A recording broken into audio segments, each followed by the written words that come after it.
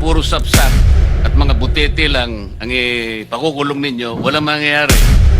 Agree po ako, pero sana po kung makulong po natin itong mga sapsap, sana po magaman din po natin kung Hindi sino po yung yun mga ang nasa layunin taas. ng kumiting ito. Hindi sapsap, hindi butete ang aming hinahanap. Agree po. Yung malalaking isda para matigil po ang mga kawatan. Agree po, Mr. Chairman. At ang hiningi niya pong regalo ng birthday niya ay isang patek po na relo. Magkano yung patek? Nasa 5 million mahigit po. Nakabili kayo? Opo. Ang sabi po ni Boss Henry, nagre-request daw po si Senator Joel ng pondo po. Nang almost parang ang pagkakabanggit ni Boss Henry is 1.5 billion. Ang kaya lang po ni Secretary Bunoan that time is 600 million na ibigay. Kaya sa conversation po, This was in October 2022? yes po, Okay. nung nagre-request nung October 22. I will move, Mr. Chair, that we cite this person in contempt for lying before this committee, Mr. Chair. There is a motion to cite in contempt of the committee, Engineer Henry Alcantara. Any objection? Hearing none, you are cited for contempt.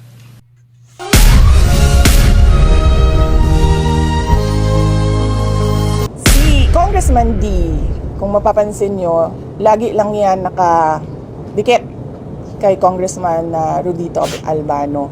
So yung pagpapalit nila ng speaker dyan ay para lang yan masabi ng mga tao na meron silang ginawa sa House of Representatives sa reklamo at sa galit ng mga tao. Pero ang totoo niyan ay sila lang din yan. Grupo lang din yan ni Martin Romualdez, ni Sandro Marcos, and of course, syempre, papunta na rin yan kay BBM. Hindi po namin niregalo yun. Hiningi niya po yun sa amin. Ang niregalo at ang hiningi niya pong regalo ng birthday niya ay isang patek po na relo. Magkano yung patek? Nasa 5 million mahigit po. Nakabili kayo? Opo. Opo. Saan? Alam ko parang dito po banda sa Makati namin binili yun. Kaya pa-order ka nun, 2 taon bago makabili. Paano kayo nakabili? Yung black market po yung binilan, Your Honor. Baka sa Bangkok. Peke. Hindi naman. Hindi ko po alam. Tapos, Your Honor, humihingi po si Boss Henry ng 2% additional kung gusto mong magkaroon ka ng project sa susunod pa. Pag hindi ka nagbigay ng 2% na additional kung magkano ang kontrata mo, nasa list priority ka. Ngayon, kaya meron pong mga specific na contractor sa aming opisina na maraming kontrata kasi sila po yung nagbibigay ng additional 2% kay Boss Henry. So paano mapapaliwanag ni Ginoong Alcantara na nandun siya sa harap nung yung isang lamesa ng pera? Bakit kayo naroon, Engineer Alcantara? Nandun po, lahat naman kami dun eh. Hindi ko po alam kung yun yung part nung binibigay ni Sally, kung kanino po sinasabi niya sa proponent. Hindi ko na po alam kung sino sinasabi niyang proponent, Your Honor. Isang lamesa ng limpak-limpak na salapi na tigi 1,000, hindi mo alam kung ano yun. Mahirap paniwalaan, engineer, no? But anyway, so may sagot na si Sally. Yung binasa mo kanina at binanggit mo sa House. Sir, upon checking po, kasi ito po yung picture. Para ma-summary ko po, sir, okay lang po ba na ipaliwanag ko po? Ito po Go ahead, kasi... sige, para maliwanag. Apo. Sir, pwede po bang humingi rin ako ng parliamentary immunity? May legislative immunity. Legislative immunity po. Of course, alam mo naman yung conditions, di ba? Apo. Nasabi sa Apo. kanina, may legislative immunity pero hindi rin totoo ang sinasabi. Baka pareho rin ang sasabihin mo. Hindi, ito po, para ma-explain ko po ng... Any objection? Hearing none, sige, granted. Ito po, sir. Nung time na to, nung papicturean po sa akin ni Boss Henry yung cellphone po niya kasi disappearing message po. That time po, ang sabi po ni Boss Henry, nagre-request daw po si Senator Joel ng pondo po. Nang almost parang ang pagkakabanggit ni Boss Henry is 1.5 billion. So balit doon sa parang na pumasok sa conversation po na napicturean, isang kayang ialat lang po sa kanya ni Secretary Bonoan is 600 million. Totoo naman I'm po. sorry, Mr. Chairman. There's nothing there. Kahit na picture lang yung pinicture mo, there's nothing there that states that is this a new new allegation that you're talking about? Actually, papaliwanag ko lang muna po, sir. Ang kaya lang po ni Secretary Bunoan that time is 600 million na ibigay. Kaya sa conversation po, This was in October 2022. yes po, Okay. nung nagre-request nung October 22. Okay, Mr. Chairman, can I finish on that? Kasi lumalayo na po siya. Therefore, I will move, Mr. Chair, that we cite this person in contempt for lying before this committee, Mr. Chair. There is a motion to cite in contempt of the committee, Engineer Henry Alcantara. Any objection?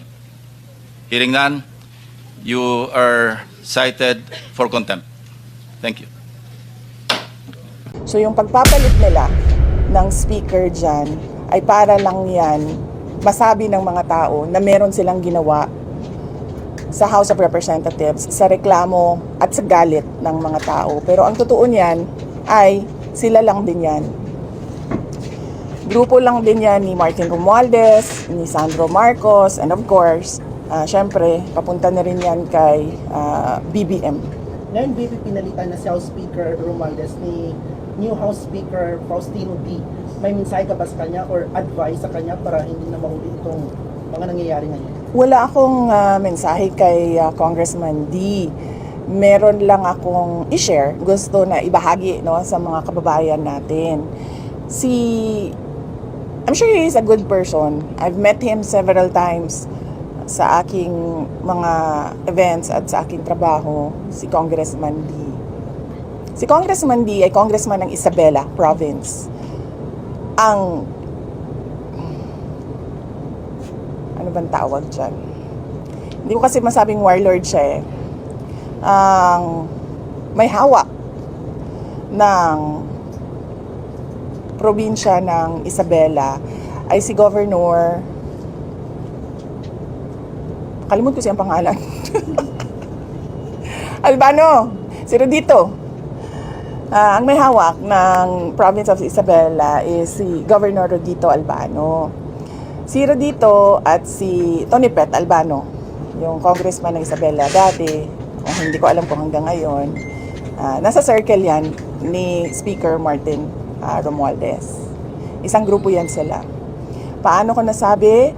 Dahil alam ko na matalik na magkaibigan si Tony Pet Albano at si Martin Romualdez. Nakasama ko sila noong hindi ko na rin maalala kung anong taon yon, pero sa kasal ng anak ng isang senador, nakasama ko sila at doon ko nalaman na matalik sila na magkaibigan. Sa kampanya, pagkatapos ng kampanya, nung nanalo na at nagtrabaho na, nakita ko na kasama na rin nila sa grupo nila si Governor Rodito Albano.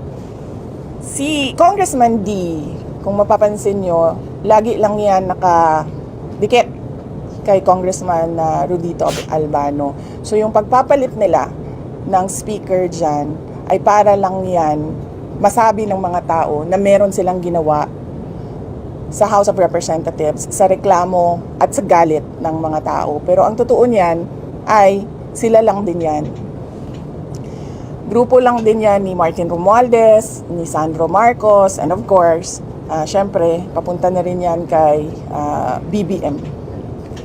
So sila lang din yon, sila lang din yan at sila lang din nag-usap kung ano ang gagawin nila at sila lang din ang nagplano kung anong gagawin nila sa 2026 budget, because this is all about, number one, the presidential elections of 2028 and the budget of 2026.